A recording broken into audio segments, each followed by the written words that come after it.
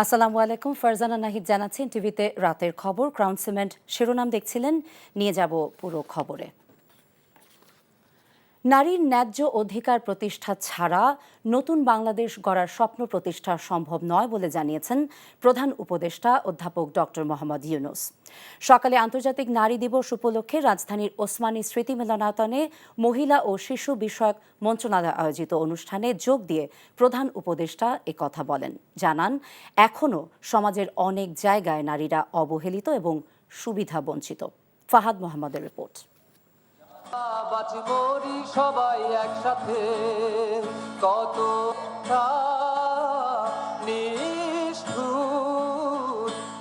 আন্তর্জাতিক নারী দিবস উপলক্ষে রাজধানীর ওসমানী স্মৃতি মিলনায়তনে মহিলা ও শিশু বিষয়ক মন্ত্রণালয় আয়োজিত অনুষ্ঠানে যোগ দেন প্রধান উপদেষ্টা অধ্যাপক মোহাম্মদ ইউনূস। বিভিন্ন ক্ষেত্রে বিশেষ অবদানের স্বীকৃতি স্বরূপ শ্রেষ্ঠ অদম্য নারী সম্মাননা প্রদান করা হয় 5 জনকে। ক্রিকেটে অভূতপূর্ব অবদান রাখায় বিশেষ সম্মাননা দেওয়া হয় বাংলাদেশ নারী ক্রিকেট দলের সদস্যদের। এ সময় প্রধান উপদেষ্টা অধ্যাপক ইউনূস বলেন, জুলাই গণ অভ্যুত্থানে সম্মুখ সারিতে সবার সাথে লড়েছেন নারীরা, যা অত্যন্ত প্রশংসনীয় ও সাহসিকতার দাবিদার। কিন্তু এখনও সমাজের অনেক জায়গায় নারীরা অবহেলিত ও অধিকার বঞ্চিত। গণ অভ্যুত্থানের সম্মুখ সারিতে থাকলেও আমাদের সমাজে এখনো অনেক ক্ষেত্রেই নারীরা পিছিয়ে আছে।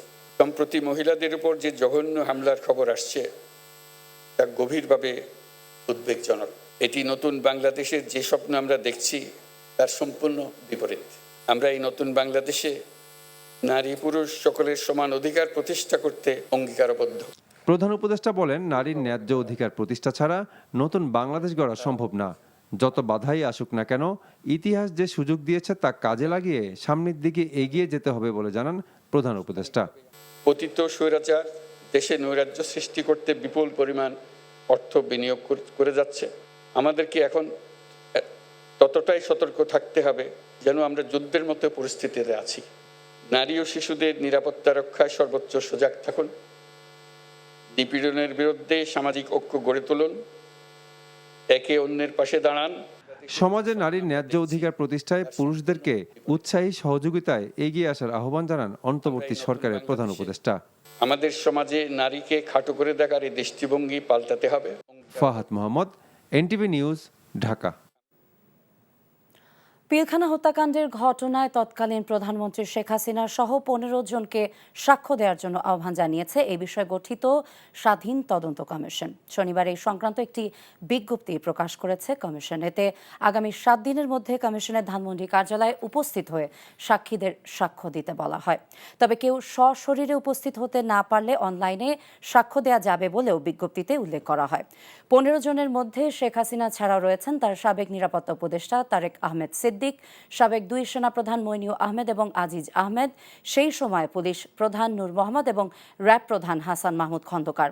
এছাড়াও আরও রয়েছেন আলোচিত 2 পুলিশ কর্মকর্তা মনিরুল ইসলাম এবং আব্দুল কাহার আকন, রয়েছেন সাবেক ডিজিএফআই প্রধান মোল্লা ফজলে আকবর এবং 44 রাইফেল ব্যাটালিয়নের তৎকালীন অধিনায়ক মোহাম্মদ শামসুল আলম। এছাড়াও তালিকায় রয়েছে আওয়ামী লীগ নেতা শেখ সেলিম, জাহাঙ্গীর কবির নানক, ফজলে নূর তাপস, বাহাউদ্দিন নাসিম এবং মির্জা আজম। আগামী 31 মার্চের মধ্যে কেউ সাক্ষ্য না দিলে আইনানুগ ব্যবস্থা গ্রহণ করা হবে বলে বিজ্ঞপ্তিতে উল্লেখ করা হয়। নারী ও শিশু নির্যাতনকারীদের কঠোর হাতে দমন করতে সরকারের প্রতি আহ্বান জানিয়েছেন বিএনপির স্থায়ী কমিটির সদস্য সালাউদ্দিন আহমেদ। আর দলটির সিনিয়র যুগ্ম মহাসচিব রিজভী আহমেদ বলেছেন, জঙ্গিবাদকে মাথা চাড়া দিয়ে উঠতে দেয়া যাবে না। রাজধানীতে আলাদা অনুষ্ঠানে তারা এসব কথা বলেন। ইফতেখার রেজার রিপোর্ট। ঢাকা বিশ্ববিদ্যালয়ের টিএসসিতে অদম্য নারী শক্তিতে অজেয় শীর্ষক আলোচনার আয়োজন করে জাতীয়তাবাদী ছাত্রদল। অনুষ্ঠানে বিএনপির স্থায়ী কমিটির সদস্য সালাউদ্দিন আহমেদ বলেন, উদ্বেগজনকভাবে বেড়ে যাওয়া নারী নির্যাতন এখনই বন্ধ না করা গেলে দেশের ভাবমূর্তি নষ্ট হতে পারে। অবশ্যই এই সরকারকে এই সমস্ত কিছু খুব কঠোর হস্তে দমন করতে হবে। বাংলাদেশের এই নারী নির্যাতন এবং শিশু নির্যাতনের যেই উদ্বেগজনক হার বাড়ছে, সেটা যদি আমরা এখনই রুদ্ধ করে না দিতে পারি তাহলে দেশের ভাবমূর্তি দেশে এবং বিদেশে ক্ষুণ্ণ হবে। এবং এর মধ্যে পতিত ফ্যাসিবাদের দোষরদের কোনো কারুকার্য আছে কিনা, কোনো কারসাজি আছে কিনা, কোনো চক্রান্ত আছে কিনা আপনারা বের করুন। এর আগে নয়াপল্টনে নারী দিবসের র্যালি করে জাতীয়তাবাদী মহিলা দল। নারীর প্রতি সাম্প্রতিক সহিংসতায় সরকার কার্যকর পদক্ষেপ নিতে পারছে না অভিযোগ করেন বক্তারা। সরকার কেন চুপচাপ, সরকার কেন কথা বলছে না? যারা বিভিন্ন অস্তিত্ব তৈরি করছে, দেশকে আজকে অন্যদিকে নিয়ে যাওয়ার চেষ্টা করছে, তাদের উপর কঠিন হবেন এবং তাদের শাস্তি দেবেন। এই সরকারের সময় যে গণধর্ষণ শুরু হয়েছে, যারা গণধর্ষণ করতে তাদের পুরস্কৃত করা হতো, অথচ তাদের যদি তখন পুরস্কৃত না করে ফাঁসির কাস্টে ঝুলিয়ে রাখা হতো, তাহলে কিন্তু আজকে ধর্ষণ এই পর্যায়ে যেত না। এই অবৈধ শেখ হাসিনার শাসনামলেই একজন 80 বছরের বৃদ্ধা থেকে শুরু করে একদম 3-4 বছরের শিশু পর্যন্ত ধর্ষণের শিকার হয়েছে। এদিকে দলের কেন্দ্রীয় কার্যালয়ে ব্রিফিংয়ে রিজভী আহমেদ বলেন, আধুনিক যুগে নারীদের বন্দী রাখার চেষ্টা হলে সমাজ এগোতে পারবে না। এগুলো তো সবই উগ্রবাদিতার লক্ষণ, এটা হতে পারে না। এবং এই সমস্ত বিষয়গুলো আজকে সরকার এই বিষয়ে যথাযথ পদক্ষেপ গ্রহণ করবে। কোনোভাবেই যেন জঙ্গিবাদ মাথাচাড়া দিয়ে না উঠতে পারে। আমাদের অগ্রগতির পথে, আমাদের আধুনিক অগ্রগতি এবং উন্নয়নের পথে কোনো অশুভ শক্তির যাতে উদয় না হয়। বাংলাদেশকে রক্ষণশীল হিসেবে পরিচিত করতে একটি গোষ্ঠী নারী হেনস্থার ঘটনা ঘটাচ্ছে বলেও দাবি করেন বিএনপি নেতারা। যথাযথ ব্যবস্থা গ্রহণ। Iftekhar Reza, NTV news, Dhaka. এদিকে খেলাফত মজলিসের ইফতার মাহফিলে অংশ নিয়ে বিএনপির স্থায়ী কমিটির সদস্য সালাউদ্দিন আহমেদ বলেছেন, একই সাথে জাতীয় সংসদ এবং গণপরিষদ নির্বাচনের যে দাবি জানানো হয়েছে এনসিপির তরফ থেকে, এই বিষয়ে ঐক্যমত্যের কোনো সম্ভাবনা নেই। অসংলগ্ন কথা বলে ধূম্রজাল তৈরি করা হচ্ছে। একই সাথে গণপরিষদ এবং জাতীয় সংসদ নির্বাচন হতে পারে যদি জাতীয় ঐক্যমত সৃষ্টি হয়, এরকম একটা কথা রয়টার্সকে বলা হয়েছে। কিন্তু যদি আমরা জাতীয় সংসদ চিন্তা করি, জাতীয় সংসদ হচ্ছে মাদার, আর গণপরিষদ হচ্ছে শুধুমাত্র নতুন রাষ্ট্রে একটি সংবিধান প্রণয়নের জন্য একটি ফোরাম। তো সেই ক্ষেত্রে যেখানে জাতীয় সংসদের এখতিয়ারই হচ্ছে A to Z সংবিধান সংশোধন করার এখতিয়ার, আমাদের কথা পরিষ্কার, এখানে কোনো জাতীয় ঐক্যমত এই বিষয়ে হয়তো হবে না। একটা মেজর পলিটিক্যাল পার্টির সদস্য হিসেবে আমি আপনাদের সামনে বলে যেতে পারি যে জাতীয় সংসদ নির্বাচনই হবে আমাদের সবচেয়ে জরুরি এবং অগ্রাধিকার। পূর্ণ গণতন্ত্র প্রতিষ্ঠা এবং ফ্যাসিবাদ রোধে সংখ্যানুপাতিক হারে নির্বাচন দেওয়ার আহ্বান জানিয়েছেন জামায়াতে ইসলামীর আমির ডাক্তার শফিকুর রহমান। সন্ধ্যায় রাজধানী গুলশানে একটি হোটেলে বিভিন্ন দেশের কূটনীতিকদের সম্মানে দেয়া ইফতার অনুষ্ঠানে তিনি এই আহ্বান জানান। জামায়াত আমির বলেন, হাজারো মানুষের রক্তের বিনিময়ে নতুন বাংলাদেশ অর্জিত হয়েছে, তাই নতুন দেশ যাতে আর কখনো পথ না হারায় সে লক্ষ্যে অন্তর্বর্তী সরকার যে সংস্কারগুলোর উদ্যোগ নিয়েছে জামায়াতে ইসলামী তাতে পূর্ণ সমর্থন দিয়েছে এবং ভবিষ্যতেও সমর্থন ও সহযোগিতা অব্যাহত থাকবে বলেও জানান তিনি।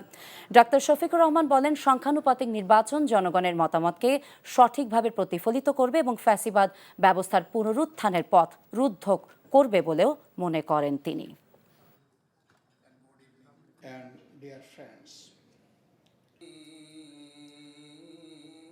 We believe that a truly fair political system is essential for দেশের শান্তি শৃঙ্খলা ফিরিয়ে আনতে গণতন্ত্র প্রতিষ্ঠা খুবই জরুরি। একই সাথে রাজনৈতিক দলগুলোর মধ্যে সহনশীলতা ও পারস্পরিক সম্প্রীতি বজায় রাখা উচিত।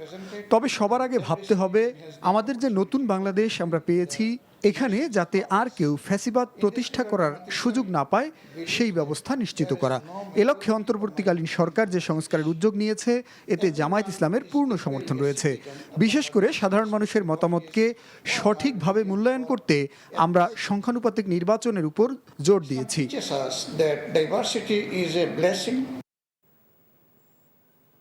নারীদের নিরাপত্তা নিশ্চিত করতে অন্তর্বর্তীকালীন সরকার ব্যর্থ হচ্ছে মন্তব্য করে নারী নিপীড়কদের বিরুদ্ধে কঠোর পদক্ষেপ নিতে আইনশৃঙ্খলা বাহিনীর প্রতি আহ্বান জানিয়েছেন জাতীয় নাগরিক পার্টির উত্তরাঞ্চলের মুখ্য সংগঠক সার্জিস আলম। বিকেলে জাতীয় জাদুঘরের সামনে জনপরিসরে নারী নিরাপত্তা এবং সাইবার সুরক্ষার দাবিতে জাতীয় নাগরিক পার্টি এনসিপির বিক্ষোভ সমাবেশে তিনি কথা বলেন। নারীদের নিরাপত্তা দিতে ব্যর্থ হলে জনগণ আইন হাতে তুলতে বাধ্য হবে বলেও সতর্ক করেন সার্জিস আলম। জুলাই আগস্ট গণ অভ্যুত্থানে নারীদের গুরুত্বপূর্ণ ভূমিকার কথা তুলে ধরে তিনি বলেন, আগামী দিনের নতুন বাংলাদেশ নির্মাণে নারীরা সামনের সারিতে থেকে নেতৃত্ব দেবেন।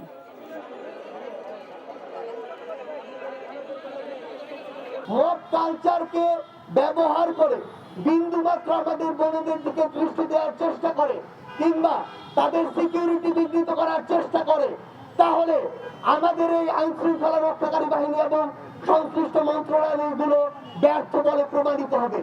এক্ষেত্রে আমরা আজকের পর থেকে তাদের সুস্পষ্ট অবস্থান এবং অ্যাকশন দেখতে চাই।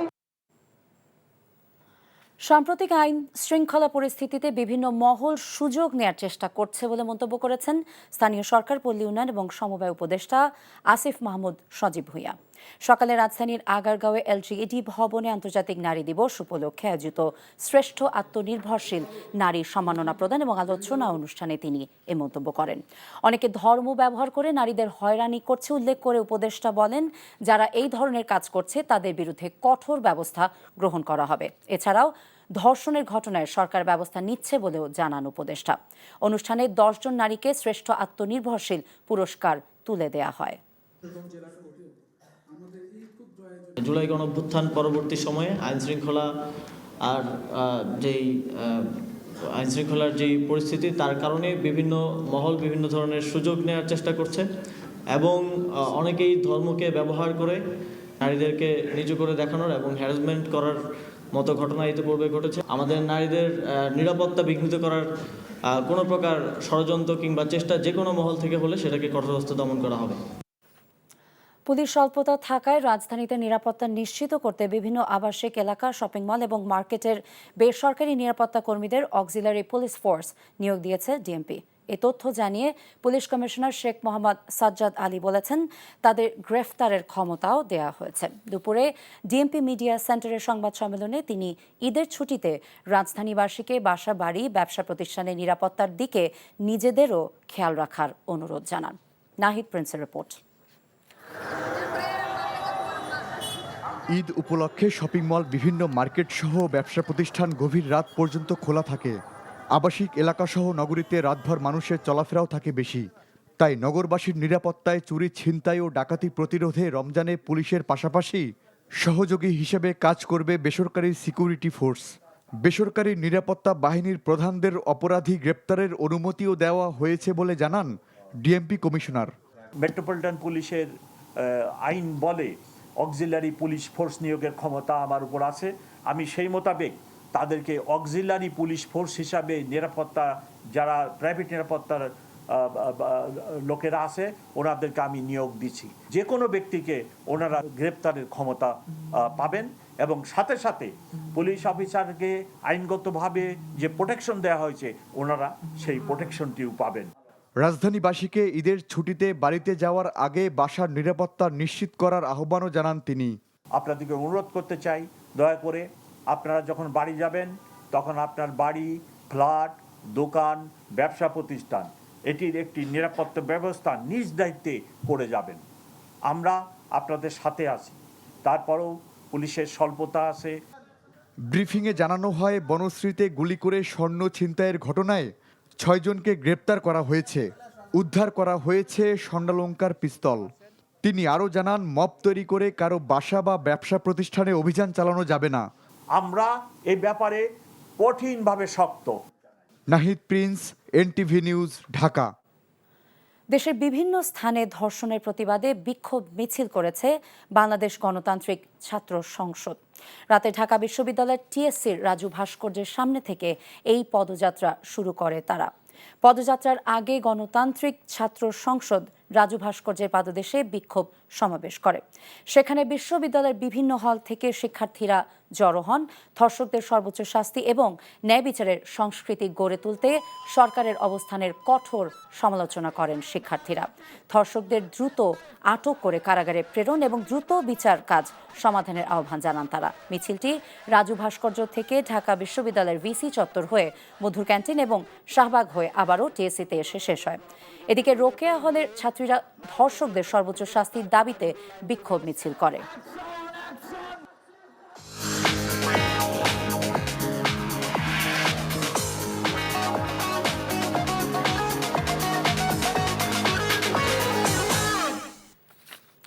মার্কেন্টাইল ব্যাংক অর্থনীতির খবর। রমজান শুরুর পর থেকে গত কয়েকদিনের তুলনায় নিত্যপণ্যের বাজার পরিস্থিতির অনেকটা উন্নতি হয়েছে। কমেছে শসা, বেগুন, ছোলা সহ ব্রয়লার মুরগির দাম। এছাড়াও সয়াবিন তেলের সংকট না কাটলেও সরবরাহ আগের তুলনায় বেড়েছে। আরও জানাচ্ছেন আরাফাত ইসলাম। রমজান শুরুর আগে থেকেই সরকারের জন্য অস্বস্তির কারণ ছিল ভোজ্য তেলের সংকট। তবে গত দুদিনে সয়াবিন তেলের সরবরাহ বাড়ায় সেই পরিস্থিতির কিছুটা উন্নতি হয়েছে। পাশাপাশি ছোলা ও খেসারি ডাল কেজিতে 5 টাকা কমেছে। আগে 5 কার্টন চাইলে দিত 1 কার্টন, নয়তো 2 পিস। এখন মোটামুটি কালকে 5 কার্টন চাইছি, 5 কার্টন দিচ্ছি। এখনো স্বাভাবিক পর্যায়ে আসে নাই, তবে সরবরাহ আগের তুলনায় একটু বাড়ছে। উপদেষ্টা যদি একটু ফলো করে, এটার দিকে যদি খেয়াল করে, এটাও ইনশাল্লাহ আশা করি ঠিক হবে। গত কয়েক মাস ধরেই বাড়তি দামের কারণে অস্থিতিশীল চালের বাজার। নতুন করে বেড়েছে মিনিকেটের দাম। গত 2 সপ্তাহে কেজিতে 15 টাকা পর্যন্ত এ চালের দাম বেড়েছে। মিনিকেটটাই প্রতিদিনই এই মুজাম্মেল কোম্পানি আর হলো মঞ্জুর আর সাগর, ওরা প্রতিদিনের দাম বাড়ায়, একটাই অজুহাত দ্বারা দাম সংকট দেখা যাচ্ছে। অন্যদিকে সরবরাহ বাড়ায় কমেছে বেগুন ও শসার দাম। তবে চাহিদা বেড়ে যাওয়ায় এখনো বাড়তি দামে বিক্রি হচ্ছে লেবু।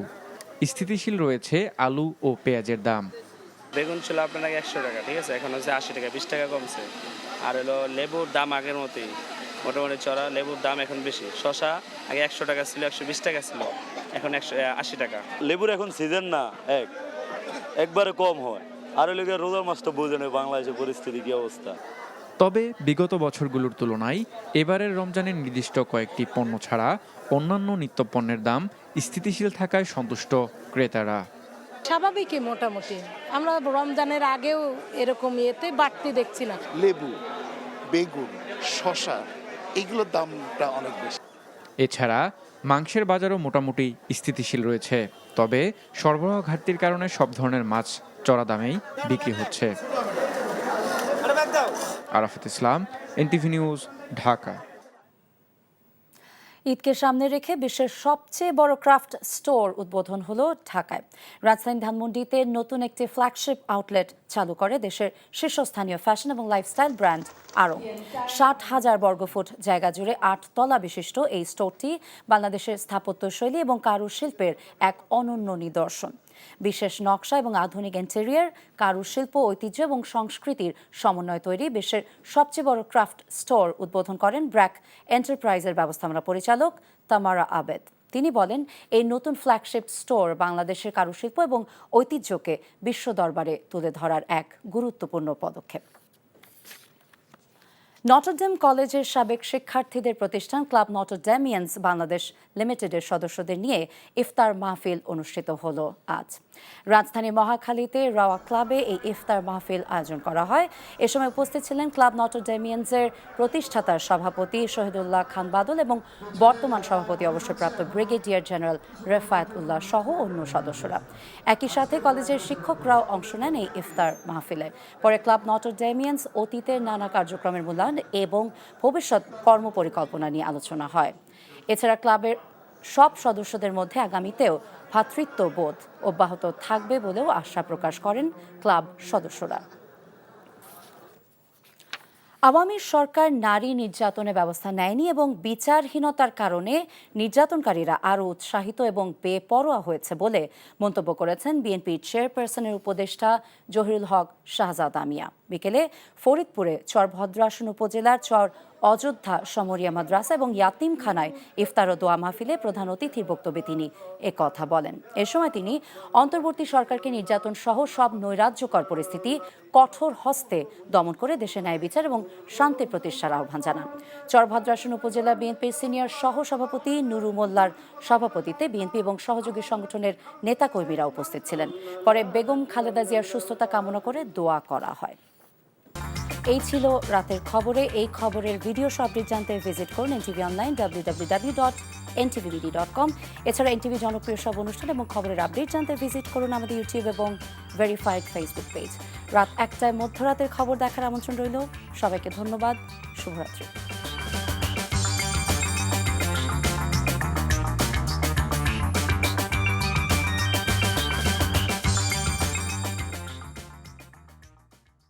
এই ঈদে জামা জুতো অ্যাক্সেসরিজের ডিসকাউন্ট।